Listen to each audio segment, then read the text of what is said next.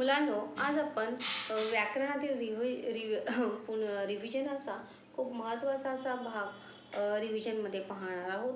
तो म्हणजे आहे वाक्यप्रचार. वाक्यप्रचार हा जो प्रश्न आहे आपल्याला 4 मार्कांसाठी येतो. किती मार्कांसाठी? 4 मार्कांसाठी येतो. 3 वाक्यप्रचार आपल्याला दिलेले असतात आणि 3 वाक्यप्रचारापैकी कोणतेही 3 वाक्यप्रचारांपैकी कोणतेही 2 वाक्यप्रचार आपल्याला करायचे असतात आणि त्या वाक्यप्रचारामध्ये वाक्यप्रचाराचा अर्थाला 1 मार्क असतो आणि वाक्यात उपयोग करण्यासाठी 1 मार्क असतो. तो त्या वाक्यप्रचाराचा अर्थाचा वाक्यात उपयोग नसतो करायचा. तो कशाचा उपयोग करायचा असतो? वाक्यप्रचाराचा. प्रश्नच काय असतो? पुढील वाक्यप्रचारांचा अर्थ सांगून वाक्यात उपयोग करा. तो वाक्यात उपयोग जो आहे तो कशाचा करायचा असतो? वाक्यप्रचाराचा. म्हणजे वाक्यप्रचाराचा उपयोग करताना ते त्या वाक्यामध्ये तो वाक्यप्रचार आला पाहिजे. आणि ज्यावेळी आपण वाक्य बनवतो त्यावेळी जब भी हम वाक्यप्रचार का वाक्य बनाते हैं, वाक्यों में प्रयोग करते हैं, मुहावरे का वाक्यों में प्रयोग करते हैं, तो प्रयोग करते समय हमें लिंग वचन का ध्यान जो है वो हमेशा रखना चाहिए, क्योंकि क्रियापद यानी कि ही क्रिया जो है हमेशा लिंग वचन के अनुसार बदलती रहती है.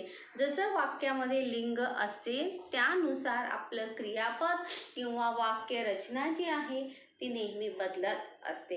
इसीलिए जब भी कभी हम वाक्य प्रचार अर्थ तो और इसलिए आपको सभी वाक्य प्रचार के अर्थ जो है वो मालूम होने चाहिए और साथ ही साथ त्या वाक्य प्रचारांचा जर अर्थ अगर हमें अर्थ ही नहीं मालूम हुआ तो हम वाक्य बना सकते हैं क्या?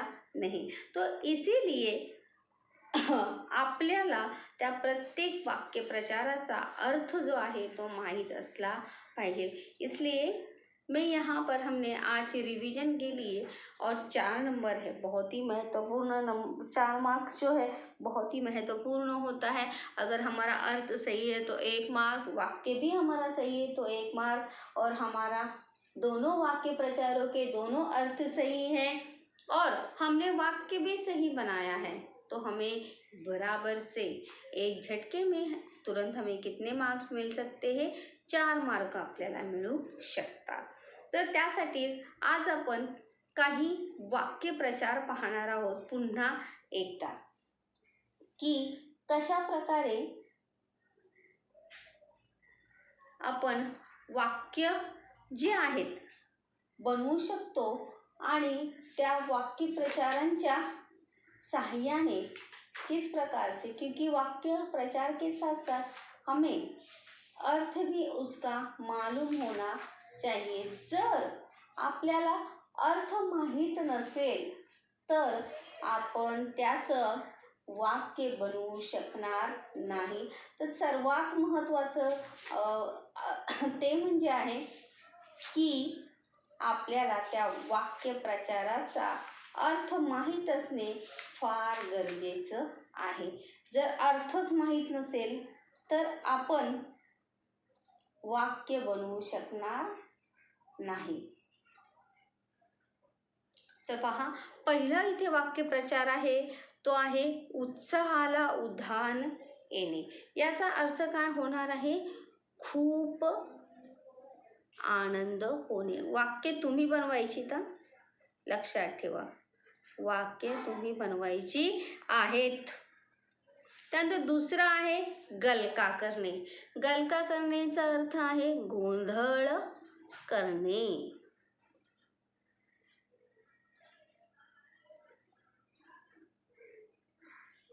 झोकून देणे म्हणजे पूर्णपणे सहभागी होणे.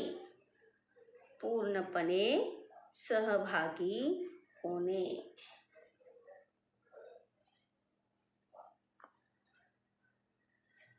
पूर्णपणे सहभागी होणे.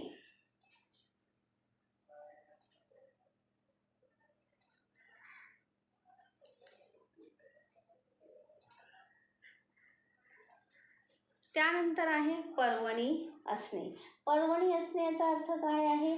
आनंदाची गोष्ट असणे. एखाद्या म्हणजेच एखादी ती जी गोष्ट आहे ती आपल्यासाठी खूप महत्त्वाची असणे त्यालाच म्हणतात पर्वणी असणे. आनंदमय काळ मिळणे. आनंदमय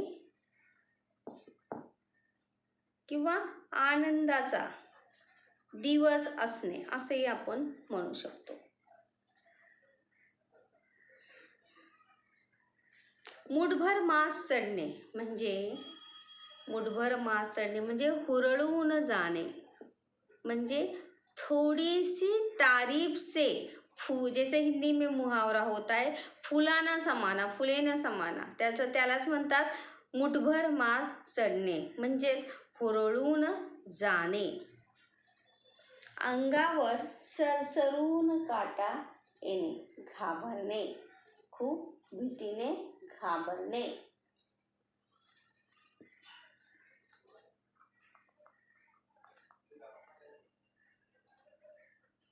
सुरुंग लावणे. सुरुंग यानी सुरुंग लगाना क्या? नाही. बेत उधळून लावणे. एखाद्याचा बेत उधळून लावणे. बेत उधळून लावणे. बेत म्हणजे योजना. म्हणजे हमने कोई प्लान किया हो और किसी ने आके हमारा वो प्लान जो है वो क्या किया हो, चौपट किया हो, हमारा प्लान पूरा खराब किया हो. त्यानंतर आहे पुढे बघा, हात दाखवून अवलक्षण. म्हणजे हाथ दाखवून मतलब जानबूझ के समस्या अपनी ओर खींच लेना. म्हणजे आपणहून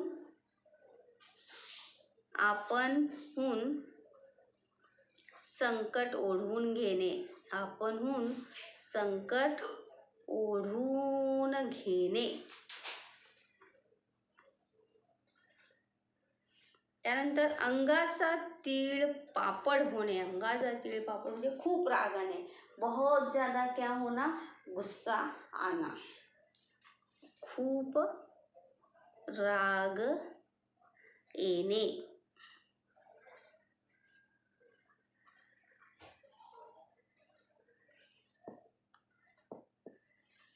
त्यानंतर आहे बर्बाद होणे. बर्बाद होणे यानी नष्ट होणे. बर्बाद होणे म्हणजे नष्ट होणे. वाया जाणे सुद्धा होऊ शकते याचा अर्थ. त्यानंतर आहे हातभार लावणे. हातभार लावणे म्हणजे मदत करणे. हातभार लावणे, हात लगाना क्या? नाही. हातभार लावणे, मदत करणे, सहकार्य करणे. सहकार्य करणे. हे अर्थ मी तुम्हाला का लिहून देते पुन्हा? कारण की एकाच जागी जास्तीत जास्त वाक्यप्रचार जे आहेत ते तुमच्याजवळ असतील.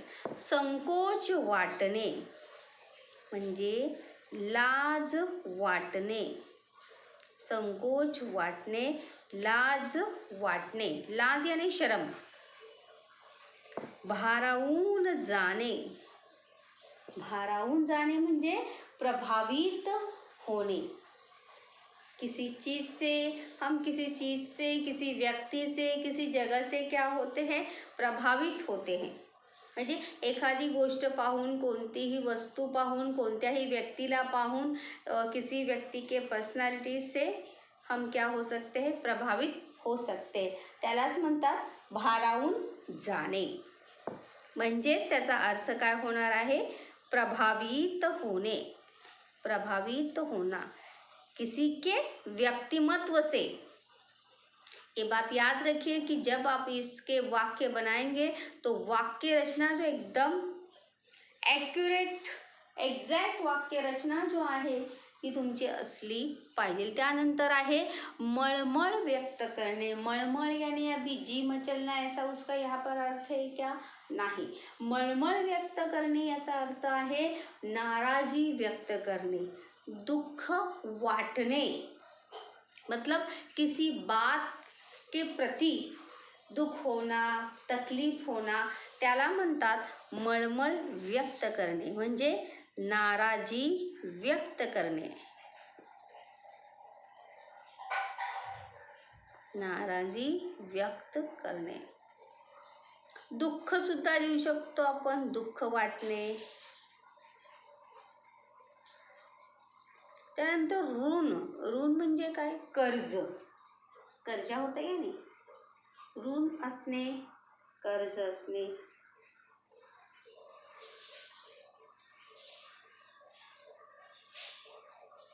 उपकार सुद्धा म्हणू शकतो आपण, उपकार असणे, उपकार असणे. त्यानंतर कर्ज असणे. हे पहा, लक्षात ठेवा, वाक्य बनवताना वाक्य रचना जी आहे ती व्यवस्थित तुमची येणं फार गरजेचं आहे.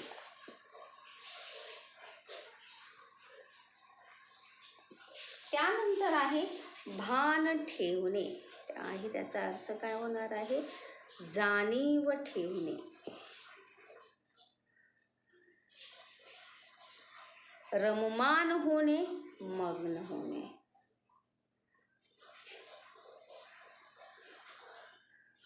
दंग होणे सुद्धा याचा अर्थ होऊ शकतो. उत्कंठा वाढणे म्हणजे? उत्कंठा वाढणे म्हणजे एखाद्या वस्तूविषयी जाणण्याची जिज्ञासा निर्माण होणे.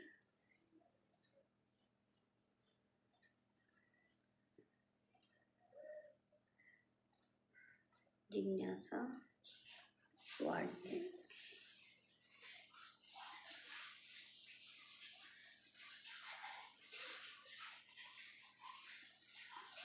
जाणून घेण्याची इच्छा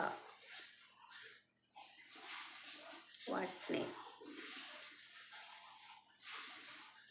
त्यानंतर पुष्टी देणे. पुष्टी देण्याचा अर्थ काय होऊ शकतो मुलांना? आपण कवितेमध्ये पाहिलं होतं बघा, हिरवगार झाडासारखं.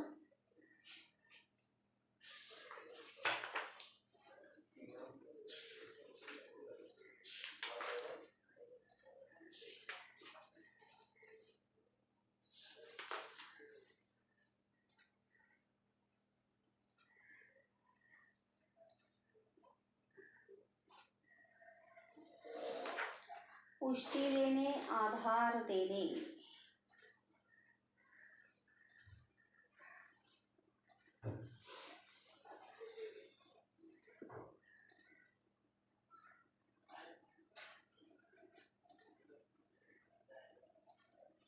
कवेत घेणे, मिठीत घेणे.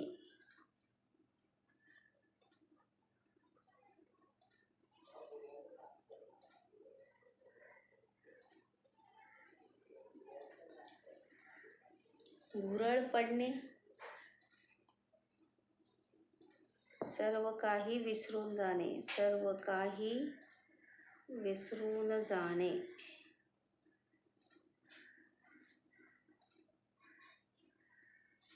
आर्जव करणे, विनंती करणे.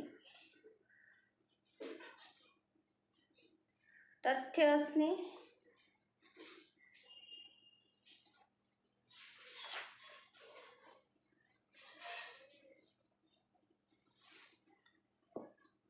सत्यता असणे.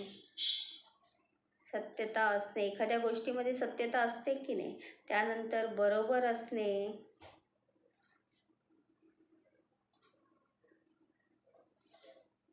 उपद्व्याप करणे, नको त्या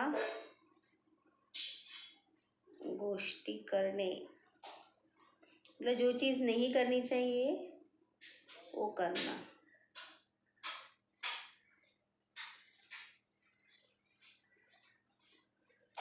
उसंत न लाभणे, वेळ न मिळणे.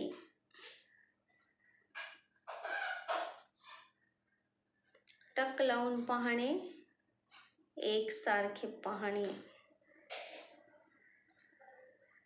एकसारखे पाहणे. कानावर येणे, ऐकू. माहीत पडणे, माहीत पडणे.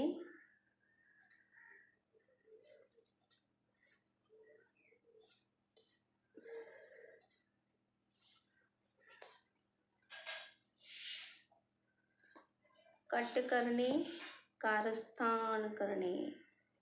कट करणे, कारस्थान करणे. योजना करणे, त्याला म्हणतात कट करणे. कष्टी होणे, दुःखी होणे.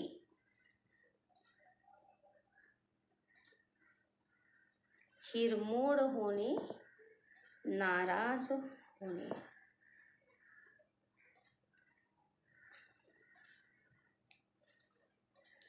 तर अशा प्रकारे मुलांनो आपण इथे आज वाक्यप्रचार जो आहे ते पाहिलेले आहेत. पण वाक्यप्रचारांच्या बरोबर मी अर्थ सांगितलेले आहेत. नेक्स्ट टाइम पुढच्या वेळेस अर्थ जे आहेत ते सांगून चालणार नाही, कारण की अर्थ जे आहेत तुम्हाला स्वतःला सर्वांना माहिती असणे फार गरजेचं आहे. कारण की जोपर्यंत आपल्याला अर्थ माहीत नसतील तोपर्यंत आपण जे आहे वाक्यप्रचाराचा प्रश्न जो आहे तो सोडवू शकणार नाही. त्यामुळे वाक्यप्रचाराबरोबर वाक्यप्रचारांचे हे सर्व अर्थ जे आहेत ते लक्षात ठेवणे फार गरजेचं आहे. जर आपल्याला लक्षात नसतील वाक्यप्रचार तर आपण जे आहे ते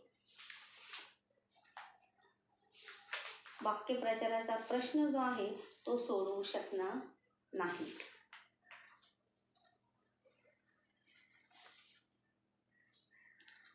त्यामुळं सर्व वाक्यप्रचार जे आहेत, सर्व पाठातील वाक्यप्रचार मी या ठिकाणी घेतले होते आणि महत्त्वाचे वाक्यप्रचार जे आहेत सर्व पाठातील टेक्स्ट बुक के सभी वाक्यप्रचार जो है मैंने यहाँ पर लिए हुए थे फॉर द प्रैक्टिस, और इसलिए आप भी ये सभी अर्थ समझकर इसके माध्यम से जो है आपको उसका वाक्य जो है वो बनाने हैं.